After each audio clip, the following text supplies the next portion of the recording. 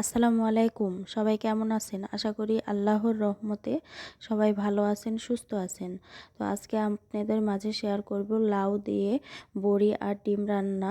সেটাই আমার শাশুড়ি আজকে রান্না করবে, সেটাই আপনাদের মাঝে শেয়ার করব। তো বড়িটা আগে ভেজে নেবে আমার শাশুড়ি। তো বড়িটা ভেঙে নিয়েছে।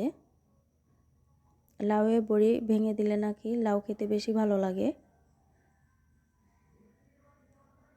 তো বড়িগুলা এবার ভেজে নিবে লাল লাল করে।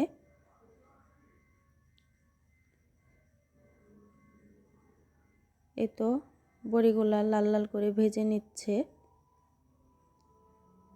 তো বড়িগুলা ভাজা হয়ে গেলে ডিমটাও ভেজে নেবে।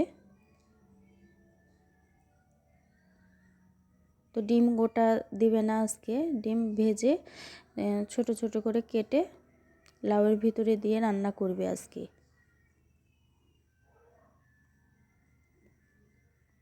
তো এবার ছন্নি দিয়ে কেটে নেবে পিস পিস করে।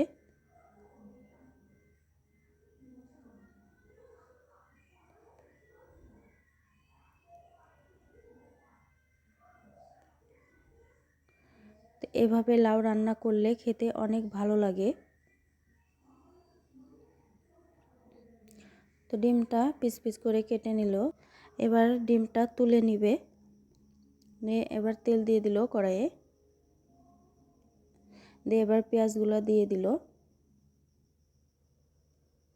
পেঁয়াজটা একটু লাল লাল করে ভেজে নেবে, তারপরে মশলাগুলো দিয়ে দিবে এক এক করে। তো আদা রসুন বাটা দিয়ে দিল।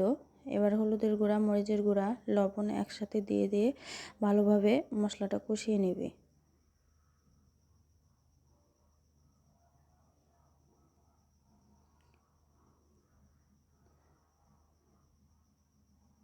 তো মশলাটা কষানো হয়ে গেলে লাউগুলো দিবে। তো লাউয়ে অনেক পানি বের হয়, সে কারণে এক্সট্রা কোনো পানি লাগে না। তো বারবার ঢাকা দিয়ে লাউটা ভালোভাবে সিদ্ধ করে নিতে হবে। তো এই তো লাউ অনেক হয়ে গেছে, কমে যাবে সিদ্ধ হলে।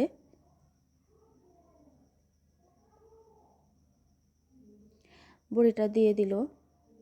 বড়ি আগে দিয়ে দিলে একটু সিদ্ধ ভালো হয়।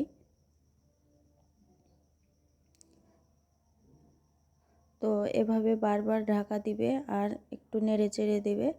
দিয়ে এবার ডিমগুলো দিয়ে দিবে। লাউ রান্না শেষে একটু ধনিয়া গুঁড়া আর জিরা গুঁড়া দিয়ে দিবে। লাউটা হয়ে গেল এবার। তো একটু ঝোল ঝোল করে লাউটা রান্না করলো আমার শাশুড়ি। এই তো এখানে ডাল বেটে নিচ্ছে, খেসারির ডালের বড়া সাথে। তো লাউয়ের সাথে খেসারির ডালের বড়া রেসিপি খেতে ভালোই লেগেছে। তো দুপুরের খাওয়া দাওয়া শেষে বিকেলে একটু চা খেয়ে নিলাম। তো আমার ভিডিও এ পর্যন্ত ছিল আজকে তা আমার ভিডিও যদি ভালো লেগে থাকে প্লিজ সবাই সাবস্ক্রাইব করে দিবেন, আর ভুলভ্রান্তি হলে ক্ষমার দৃষ্টিতে দেখবেন। আল্লাহ হাফেজ।